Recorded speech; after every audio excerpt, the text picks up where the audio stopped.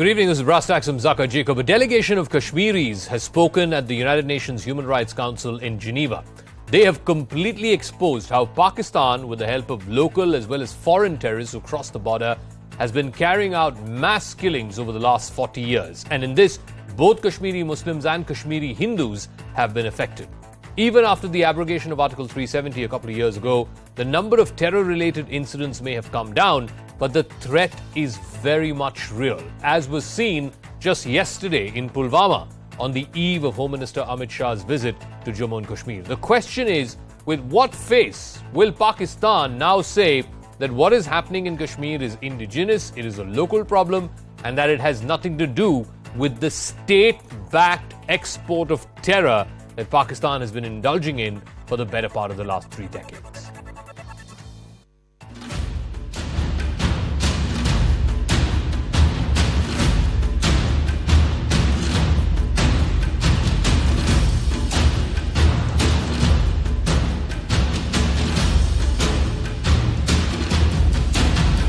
There are numerous instances of involuntary labor by women, cooking, cleaning, sheltering, militants, sexually violence and assault on women.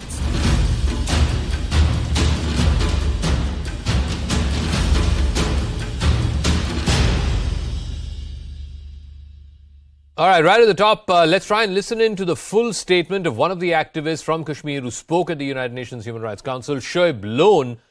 This is what he said. Let's play out the full 1-minute clip, and then we'll go across to our guests.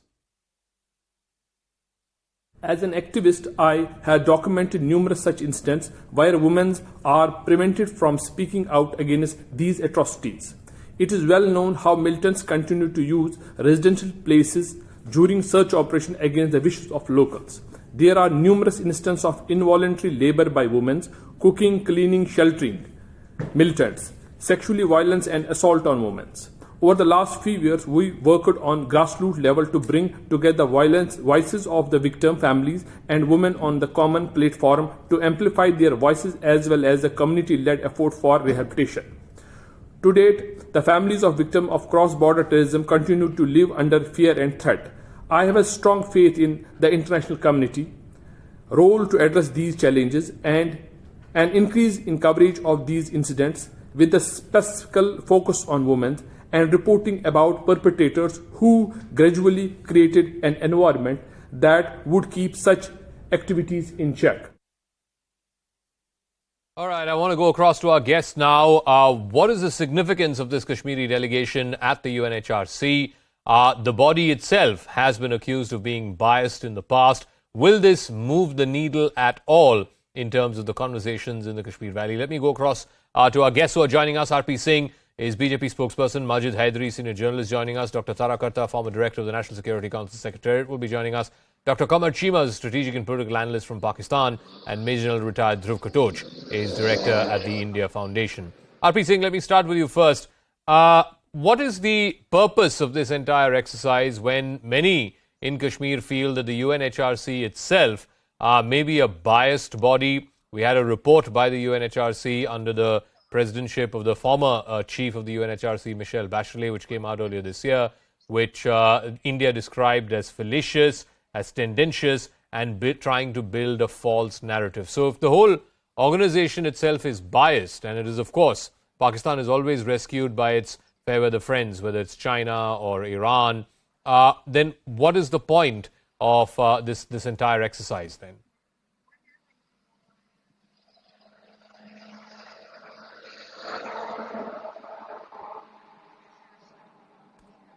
RP Singh Saab, you have to unmute yourself, please. I'm unmuted. Okay, go ahead. Your camera.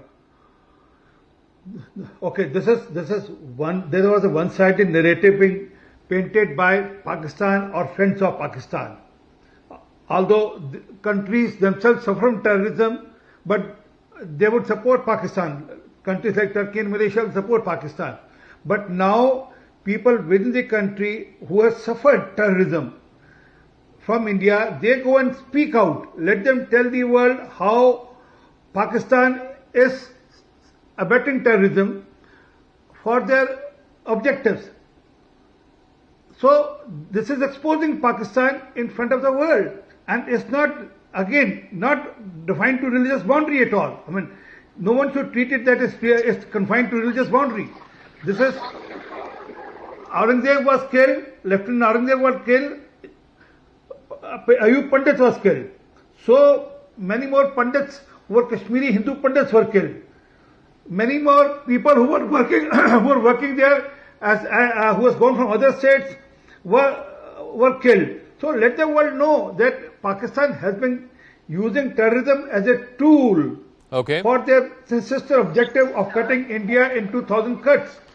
Majid Haidari, the fact is that there have been victims of terrorism, and I think RP Singh is right, not just Hindu victims, but even Muslim victims of terrorism. So when people like Shoaib Lone speak up there at the UNHRC, it does raise very, very serious questions as to Pakistan's role in fomenting, aiding, financing this terrorism from across the border.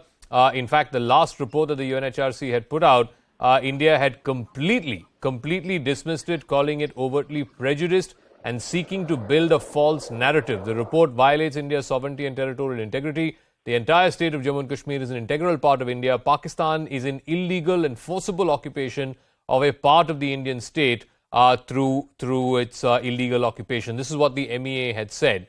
Can we at least now draw a line in the sand and say that terrorism is terrorism, and it can't be glorified or it can't be justified in blood, howsoever you may feel or someone might feel that their cause is legitimate. No cause is legitimate enough to spill the blood of fellow citizens. Well, Zakka Sahab, frankly speaking, this is a diplomatically awkward move on the part of our government. I would call it the oops moment for our government, and I'll tell you why.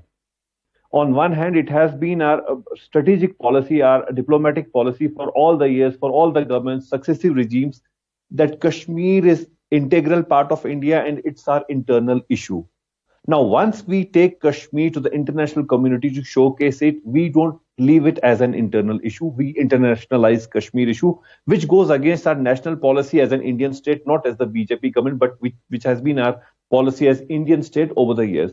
So we have internationalized Kashmir through this, one. Second, last time also after the abrogation of 370, we invited European Union delegation to Kashmir to have a look at the situation. Why?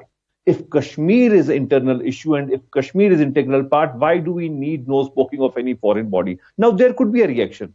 Now once we invite the foreign bodies to come and have a look into our internal issue, there'll be questions and there'll be counter questions. I think we need to draw a distinction. Can I give me 10 seconds? I think we need to draw a distinction, and the distinction is this. The other day, I think a few weeks back, we also had the former general manager of the Taj Hotel in Mumbai, Mr. Karambir Kang, speak at the United Nations General Assembly for the very first time. He was there as a victim of international terrorism, cross-border terrorism. He lost his entire family during 26/11. Are you saying, Majid Saab, that his word should not be heard, should not ring through from the United Nations headquarters? Are you saying that the word of people like Shoaib Lone should not ring through from the UNHRC building in Geneva? Surely they deserve to be heard as much as any of us. In fact, more than any of us. Sir, I don't want to say anything. I just want to request my government to come up with a firm policy on Kashmir and the internal issues. On one side, you exchange sweets with Pakistan on our Independence Day. You play cricket with Pakistan. You have trade ties with Pakistan. Then suddenly you go to UNHRC and you come up with, oh, Pakistan is doing this. Bhai, at least come up with a policy. And then for the last 1 year, our government, union government, has not been uttering the word Pakistan.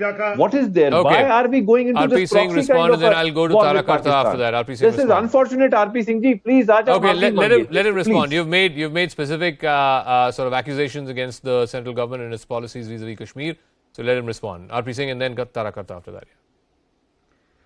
Very categorical, one-line statement that is there can be no talk with terrorism. Terrorism and talk can't go together, and there's a stated policy of Prime Minister Modi's government, and we stand steadfast by that. Rest all can happen. I mean, something happens at border because of the mutual exchange. That doesn't mean that we are having talks with them. And yes, they need to be exposed to the world. Terrorism need to be exposed to the world wherever it happens. And terrorism and they have cricket been can go together. hitting Thank you. India. They have been trying to. Can I? Kindly go. Sir? Thank you so much, Majid Hadri. Kindly, sir. Kindly. I'll meet you tomorrow and then discuss this in detail with you when I meet you in person also. But issue stands the same. Issue is that cricket is not happening because of the talks. I mean, there's a separate issue. I mean, someone goes and promote a movie there in Pakistan, it's immaterial. But yes, there can be no talk with Pakistan on any subject till the time they stop sending terrorists to India. No, Dr. Tarak Artha, one of the problems for India in trying to, put the version of victims of terrorism out there in global fora like the UNHRC is every time Kashmir is raked up, you have a whole bunch of countries that come together. The Organization of Islamic Countries always backs Pakistan in its position on Kashmir. In fact, in the last meeting that happened of the UNHRC in September 2021, the OIC had raised the Kashmir issue, to which India came out with a strong rebuttal, calling the 57-nation bloc for helplessly allowing itself to be held hostage by Islamabad. At the 48th session of the UNHRC, India mounted an attack on Pakistan, saying that Pakistan has been globally recognized as a country openly supporting, training, financing and arming terrorists, including UN-prescribed ones. It also went on to say that India does not need lessons from a failed state like Pakistan. And yet, Dr. Tarak Artha, and you're aware of this, you see this bandying about of countries, whether it is Iran, China, Turkey, Malaysia, who all come together in common cause for Pakistan and its position on Kashmir. Whereas when India tries to put out its point of view and the stories of these unfortunate victims, not even our allies stand with us. Zakka, for one thing, I have been a very strong advocate of getting Kashmiris to talk about this problem. I've been saying this for years. I've written about it because, like I said, if you go to New York or if you go to Europe or anywhere, even a taxi driver knows about Kashmir. But if you ask them what happens in Gilgit-Baltistan, he's never heard of it. So I have been saying for very long, please let's present our point of view, and who better to present it than those who have suffered from this Pakistan policy. Yeah. That is absolutely without doubt. And I'm so glad that we are finally doing this. I don't think that argument that, we have cricket and therefore we shouldn't talk, that doesn't work. This is something of putting your own narrative on board and telling people what it's about. And our allies, let's face it, in all battles you stand alone. Right, in any case, this is international relations. It is not a bye-bye friendship or anything like that. Mm-hmm. In international relations, you fight your own battles. However, the US-Pakistan relationship, the UK, everybody now, who listens to Pakistan? Who listens to what they have to say? They've become such a joke.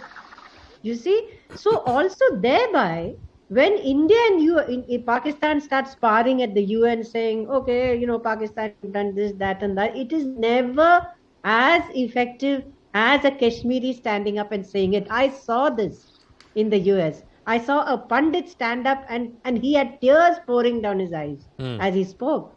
That was 1,000 times more effective and true than anything a government can do. So this is something I'm very happy that the government is doing. Dr. Qamar Cheema is also joining us. Two parts to my question, Dr. Cheema. One is Pakistan's record of exporting international terrorism. As the Foreign Minister Jaishankar said in the United States last week, India is an exporter of IT, information technology, and Pakistan is also an exporter of IT, international terrorism. And this is now a proven track record over a 30-40 year period. And secondly, this is coming on the back of, you don't need me to tell you, Dr. Cheema, about the economic problems that Pakistan is undergoing. IMF bailout, World Bank knocking, and you had a former Prime Minister who was crying all sorts of conspiracy against the United States, so much so that he lost his hold on power. The stock of Pakistan right now is so low that no one is taking this narrative that Pakistan too is a victim of terrorism. That narrative is not being taken seriously anymore. Well, the first thing is that once the South African Bishop Desmond Tutu said that do not raise your voice, improve your argument. The question is, India has a very big voice, but the argument of the Kashmiris is legitimate and this is being heard worldwide. So whatever India has been doing the Kashmiri's voices are always been heard, and that is a challenge for India. One thing. The second, what Dr. Jaishankar mentioned, I think whatever the Dr. Jaishankar mentions, it doesn't have a value. Why? Because just yesterday, the UN General Secretary's advisor on the military affair met with the General Bajwa in New York, and he appreciated Pakistan's sacrifices in war against terrorism. And this has been a policy of the Europeans, American, British, and all the Arab countries. They appreciate. So what India says, that doesn't have a value. And whenever Dr. Jaishankar and anyone from India says that, oh, Pakistan is exporter of the terror, nobody trusts that, because they understand this is a bilateral issue between India and Pakistan. So the value, every time Dr. Jaishankar, Prime Minister Modi, or anyone who is important in India talks something like that, that doesn't hold a ground, because the word bilateral in bilateral forums and multilateral forums, they have always appreciated Pakistan's effort for controlling, containing terrorism. No, Pakistan's policy on one Kashmir second, is one very second. clear, sir. This yesterday, today is Monday. Yesterday, Sunday, when an attack happened in Pulwama, the Director General of Police of Kashmir was on record to suggest that this has been done by elements from across the border, and this has been done because the Union Home Minister of India, Mr. Amit Shah, was landing in Jammu and Kashmir today, and therefore to try and disrupt that visit, this was done. This is said on record by the topmost police officer in Jammu and Kashmir, and you say that Pakistan does not have a track record of cross-border terrorism? So who trusts the Jammu and Kashmir police officer? Who is responding to the Amit Shah? The one who is responding to the Amit Shah, who is a subordinate and salutes Amit Shah, you are trusting his voice? The So question is not. who then carried out the Pulwama attack, according to you? Or who then carried out This is what we the saw Indian last week authorities in need to find Udhampur? out. Why the Indian police and the Indian army is getting paid billions of rupees every month? That is their job to find out. Dr. And they need to come up with a Chima, you know, truth, you can not a take conspiracy theory. you can take a horse to drink water. You can't force it to. But let me ask General Katoch. The point is that whether we like it or not, General Katoch, Pakistan is able to spin this narrative. Yes, for the last few years, especially at the UNGA, whether it was in Imran Khan or this year, Shahbaz Sharif talked about Kashmir, not too many people took it seriously. But somehow they're able to spin a narrative which sells with the OIC countries, it sells with countries like Turkey and Malaysia, and then there is almost this universal brotherhood sort of thing with Pakistan when it comes to the Kashmir issue. India simply doesn't have that luxury. Zafar, there are a few countries. You take Pakistan, Malaysia, Turkey, and China. All of them have a common interest as far as hitting out at India is concerned. Now, increasingly, as India is becoming economically and militarily more powerful, we are becoming a competitor to the major countries. And none of them will be your friends in future, despite the fact that the US and the European Union have very good and close relations with India. But as India's health rises, we will be seen as a competitor. And these countries love to use human rights as a whip to beat India with. They have been answered very firmly by the Prime Minister, by the External Affairs Minister, by our ambassadors, and everybody across the board. And actually, each one of them know the truth. Everybody knows what is happening on the ground, especially amongst the foreigners. And I meet so many of these people at the senior level, the diplomats and the decision makers, ministers and governments. We have meetings with them. And all of them say, yes, we know it. But yet they are not prepared to do anything about it because they still see Pakistan as a sort of a state which they can utilize to deal with the Afghan situation if it is so required. So to that extent, Pakistan is still there. So General, I can understand countries like Turkey and Malaysia coming to Pakistan's rescue. What explains the United States upgrading Pakistan's F-16 fleet? Yeah, you see, as far as that F-16 fleet, okay, they have given $450 million, right? Again, it is also very soft signaling to India that, listen, there are certain issues which are our core interests, like the war in Ukraine, and support us there. We have been, now India is not going to be bullied by any country. So okay. I think that stance has been made very clear. So when these pinpricks can carry on, let Pakistan get any amount of F-16, that doesn't make a damn difference. We'll handle it. One. Number two, I think it's very important to understand that we need to ignore this country. I haven't understood why we keep looking at, off and on these arguments keep coming, we start talking about Pakistan. This is a failed country, period. It will not rise. They have crossed the tipping point. They will handle their own problems if they can. Most likely they can't. But as far as India is concerned, we should seal off all relationship. No diplomatic relationship, no sports, nothing. As far as we are concerned, Pakistan is a non-entity, and it's high time we started treating it so. The BJP spokesperson has very rightly said, the government has made a very strong commitment. There will be no talks with that country. And now Pakistan is begging for talks. We said, no, we don't have to talk to you. They are irrelevant. We will solve this Kashmir problem. We will get back POK and we will get it back on our terms. No, while I agree with General Katoch, in principle, yes, the fact is that we should not be giving so much airtime to Pakistan, because after all, it is a country which has had to go with a begging bowl, and this is the reality. It has had to go with a begging bowl to the IMF and to the World Bank. It is a low-income developing country. India is the 5th largest economy in the world. Pakistan is the 24th or 25th, last I checked. But the problem is that this terror tap never ends. Like I said, yesterday there was an attack in Pulwama. Last week there was an attack in Udhampur. And some of it, I guess, is par for course. But this terror tap needs to end, Majid Haidari. And fair enough, you talk about human rights record. But how come no one talks about human rights record of what's happening in Mirpur? Or what's happening in Gilgit-Baltistan? What is happening with the tens of thousands of Pakistanis who are protesting against Chinese projects in Balochistan? Fisher folks, poor folks who are protesting against these Chinese projects. How come they don't seem to have any human rights? Zakka sir, firstly, I fail to understand this logic that if talks and terror can't go together, how can trade and terror go together? How can cricket and terror go together? How can sweets and terror go together? I fail to understand this.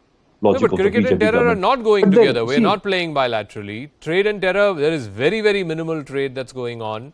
Pakistan, as you are well aware, whatever we can even have as you are well aware, does not give India transit rights for trade into Afghanistan or to Central Asian Republic. So I don't know where you're making the connection that talks and terror don't go. Therefore, other things are also going. I'll put forth a very simple point. My point is very simple. The policy of Indian state is that no foreign intervention or interference will be allowed on Kashmir. Yes. Now, if that is your policy, why are you showcasing the pain of Kashmir, be it true or fake or dramatized, whichever we are putting? Because there are even allegations against security forces at times.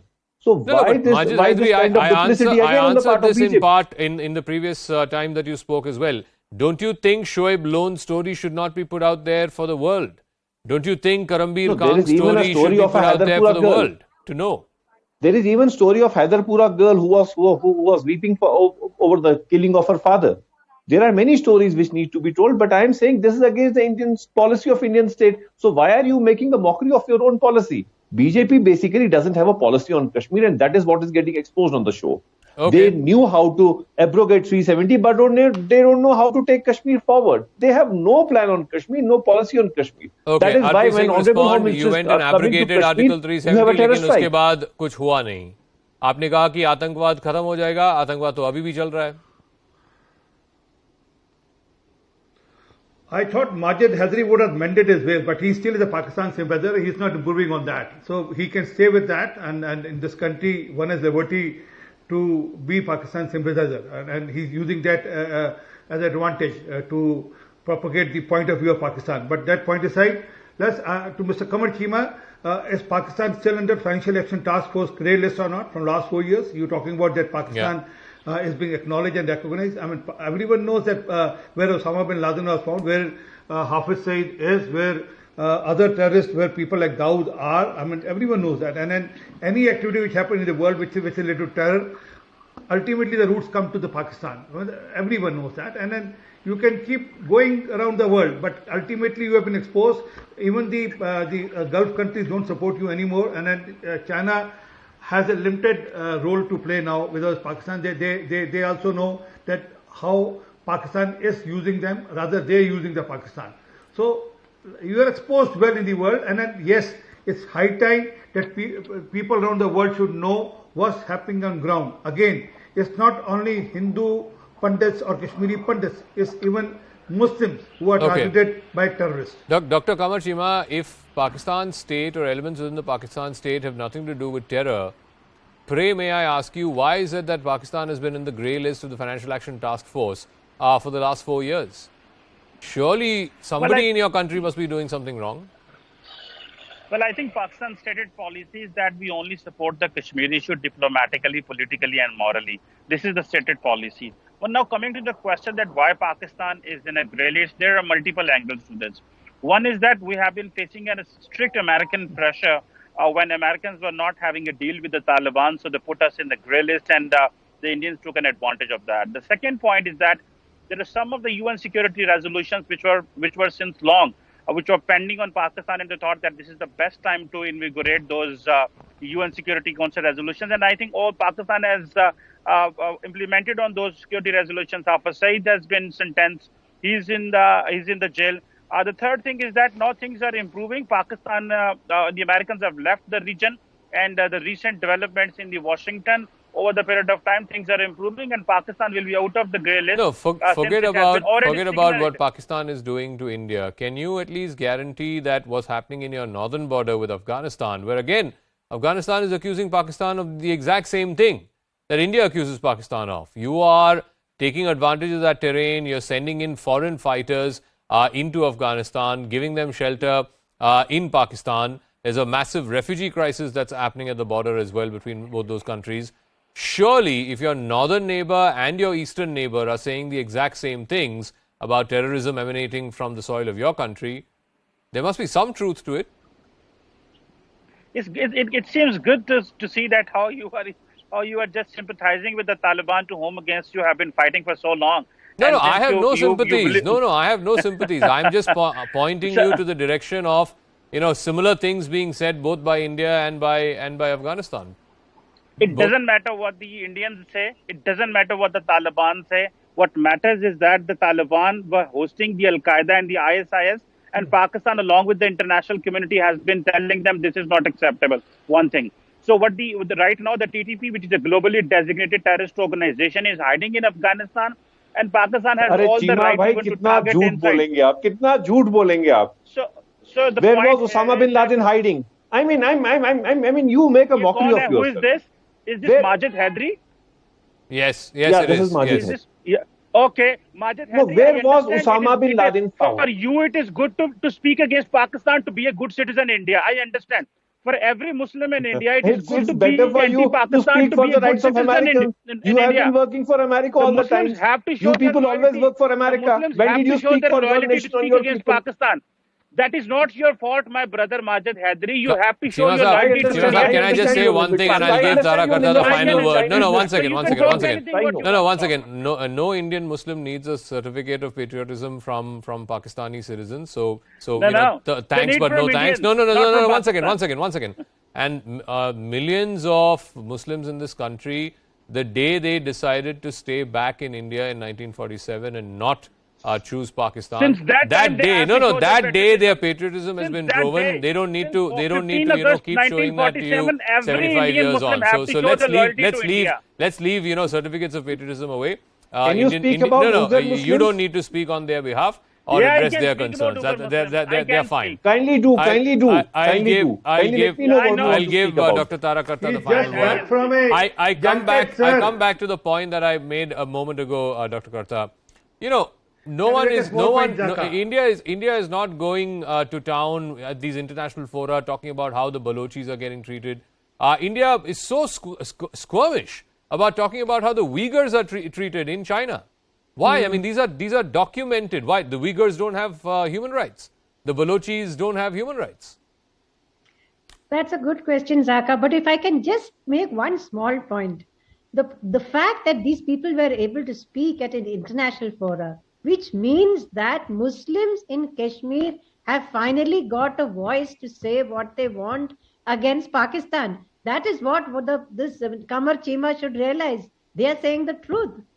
So that in the sense, there is this small percentage of people who are creating this whole problem, and there's this large number of people who are suffering. They have chosen to speak out. That is the point. But on your question, yes, I wish we could speak more on the Baloch question. In fact, I would love to see people from Khyber Pakhtunkhwa at the UNHRC talking about how the Pakistan army is using force, bombing them in their own people, bombing their own people. That's what they're doing.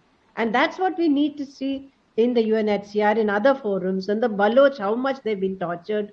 All of these people need a voice. Uyghurs, yes, of course they need.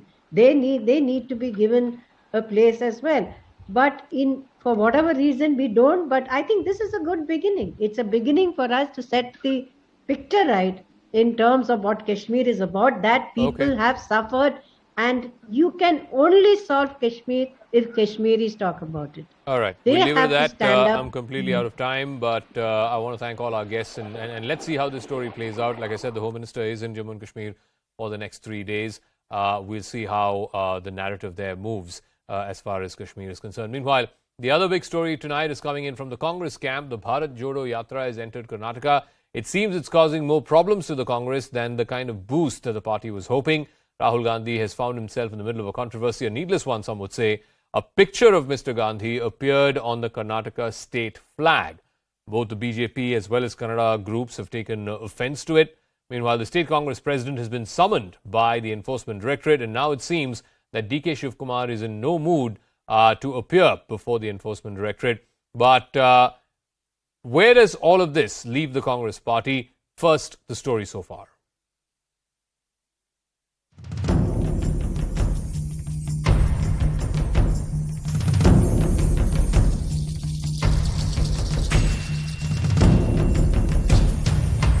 They are using the Rahul Gandhi photo on Kannada flag. So Rahul Gandhi is not related to any Kannadigas. Please, Congress party has apologized Karnataka people. ಮಠ ಅಂದ್ರೆ ನಮ್ಮ ಮಠ, ನಮ್ಮ ಸಮಾಜದ ಮಠ. ರಾಹುಲ್ ಗಾಂಧಿ ಅವರು ಒಂದು ರಾತ್ರಿ ಅಲ್ಲೇ ಇರ್ತಾರೆ. ಅಲ್ಲಿ ಕೆಲವು ಕಾರ್ಯಕ್ರಮ ಬೇರೆ ಇಟ್ಕೊಂಡಿದ್ದೀವಿ. ನಾನು ವಾಪಸ್ ಬರೋಕ್ಕಾಗಲ್ಲ. ಅದೇ ಟೈಮಲ್ಲಿ ಬೇರೆ ಬೇರೆ ಕಾರ್ಯಕ್ರಮ ಇರ್ತದೆ. ಏನು ಸೂರ್ಯ ಮುಳುಗೋ ಬಿದೋಗುವುದಿಲ್ಲ ಕೆಳಗಡೆಗೆ, ಸೂರ್ಯ ಚಂದ್ರ ಬಿದೋಗುವುದಿಲ್ಲ. ಸೊ ಟೈಮ್ ಕೇಳ್ತೀರಿ, ಅವ್ರು ಕೊಡ್ಬೋದು.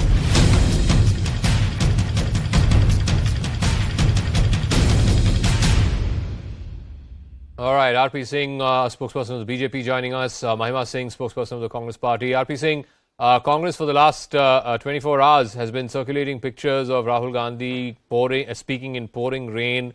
The crowds there standing there listening to him, not going away because of the rain. And they are drawing comparisons to what we saw in 2019 when Sharad Pawar was campaigning in Satara in the middle of heavy rain. And they're saying this is the response that Bharat Jodo is getting. Are you nervous? Are you rattled? I would have hoped that Rahul Gandhi could have risen to the stature of Mr. Sharad Pawar. But as Mr. Rahul Gandhi is, I'll send you more, because I don't have a TV next to me. I'll send you more pictures where I have pictures which categorically shows that there are empty chairs, and then there are certain sets of people who are standing with the worst chairs. Crowd only, which is limited to the workers of the Congress party. I have those pictures also. But yes, as far as photo ops goes, it's very nice. But Zakka, this yatra from day one, I mean, deep side this rain picture, the picture which he delivered a lecture in during the rain, but downpour. But let's understand what's happening during the yatra, complete yatra. Right from the pastor who said, I don't believe in Bharat Mata, or I don't believe in Indian ethos or Indian culture. I'm not using the words which he has used, which are not up to the standard of any debate. But that point aside, after that, a girl being taken along, small girl wearing a hijab, sending a message to a certain section of people. Now, Karnataka flag carrying Mr. Rahul Gandhi's picture. So this clearly shows, I mean, how much this is Bharat Jodo or Bharat Todo. This people will decide, people understand, and what has been their stand on various subjects and issues. That's more important. Okay. Just going along the path and without expressing flags on certain issues. Give me a second. Yeah. No, the flags appearing with Rahul Gandhi's picture. What explains that, ma'am? I mean, you can brush it aside, brush it under the carpet, saying it was a needless controversy, galti ho gayi. But surely, when the leader of your party is undertaking this massive Kanyakumari to Kashmir exercise, these things would have been vetted, I'm assuming, multiple times. Of course, Mr. Jacob. I was listening to the BJP spokesperson now, and I felt that he was every bit rattled by the response. He's talking about empty chairs. I don't know where has he seen that, because I'm coming back from the duty at Bharat Jodo Yatra. I'll send you the pictures. And I can vouch that everywhere we have gone, we have been received by lakhs of people in a very heartwarming manner. You're talking about this picture on a flag. I was in Kerala, let me tell you, every single day. Wherever our hoardings were put up, we saw BJP coming up with Savarkar hoardings and flags everywhere. So you see that BJP is known for, introducing disturbing elements wherever, when Assam Dam Dand Bhed, when they can't deal with it in any other manner, they initiate something, or the likes of them initiate something in such a movement to... No, but ma'am, surely it can't be your case that some BJP guys came and planted these flags. Is that what you're saying? Some disturbing elements like them maybe, because this is certainly not the official stance of the yatra. This is certainly an official endorsement of any of the Come with a better logic, ma'am. Scheme. So it will be found out. Come with a better logic. Okay. Or more rational logic. Okay, now can I come to the second controversy that's plaguing the Bharat Jodo, and that's peculiar now over the last week or so after Bharat Jodo entered Karnataka. RP saying DK Shivkumar being summoned by the Enforcement Directorate in the Young Indian case, he says the timing is suspect. You're only doing this to keep him away from Bharat Jodo, as Bharat Jodo is now in full steam in Karnataka. Please respond. First, let me answer that two issues on Veer Savarkar's posters. They were pasted by congressmen, and later on they have put another poster on it. I mean, that's very clear on it. And also on this flag, I mean, how low can they go? I mean, and then what sort of arrangement they have? If we are planting things in their yatra, then it means they have failed as a party, as an organization. If we can plant flags or posters in their yatra. But coming to Shiv Kumar thing, there's a notice by ED. He has to be present. If he can't be present, then he has to give a reasonable point of view that yes, I'm not able to do so because of my health or some other reason, but not least because of political activity.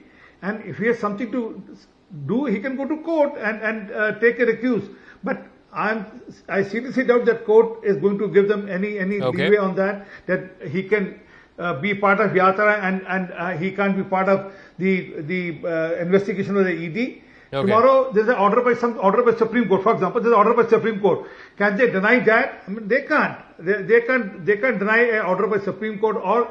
So Mahima Singh, respond. I mean, you can't expect the investigating agencies to summon accused persons as per their convenience. I mean, surely needing to organize Bharat Jodo cannot be an excuse or cannot be a mitigating factor for why Mr. Shivkumar will not appear before the ED. He has to appear when he is called for by the agencies. Well, before I come to your question, Mr. Jacob, I am reminded of Bhavani Prasad Mishra's very famous lines by looking at the bafflement of the BJP spokesperson. झूठ आज से नहीं अनंत काल से रथ पर सवार है और सच चल रहा है पांव पांव. And now coming to your question, let me just add whatever the ED has said to Mr. DK Kumar. I am reminded of the time when Mr. Khadge was summoned by the ED in the midst of a parliament session. And he did abide by that. He did go for that. And I'm very sure that every member of the Congress party upholds the rule of law, unlike the BJP that bulldozes law at every given opportunity. Okay. So Congress party and its members have always abided by and upheld the rule of law. And so will be the case going forward. I think it is only to be seen as you go, into the future. Okay, let's see how much steam Bharat Jodo gets as it traverses not just southern India, but over the next few weeks as it moves into northern India. For the moment, I want to thank both RP Singh and Mahima Singh for joining us. We'll see whether Bharat Jodo can insulate itself from all the controversies, or will controversies be par for course, if you will, of the Bharat Jodo. We'll take a quick break here on the program. When we come back, right on the other side, there is a massive explosion of helium gas that's taken place in Tamil Nadu. We'll have details of that story and a lot more when Tacks Superfast returns.